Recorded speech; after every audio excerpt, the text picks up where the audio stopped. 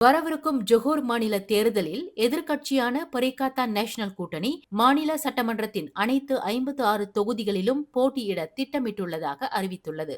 இதுகுறித்து ஜொஹூர் பிர்சாத்து தலைவர் ஷஹருடின் ஜமால் வெளியிட்டுள்ள தகவலில், பரிகாத்தா நேஷனல் மற்றும் அதன் கூட்டணி கட்சிகள் மாநில தேர்தலை எந்நேரமும் எதிர்கொள்ள தயாராக உள்ளன என்று தெரிவித்துள்ளார். இந்நிலையில் வேட்பாளர் பட்டியலானது இறுதி ஒப்புதலுக்காக கூட்டணியின் மத்திய தலைமையிடம் நேரடியாக சமர்ப்பிக்கப்படும் என்று அவர் இன்று கொத்தா இஸ்கண்டாரில் நடைபெற்ற செய்தியாளர் சந்திப்பில் தெரிவித்துள்ளார்.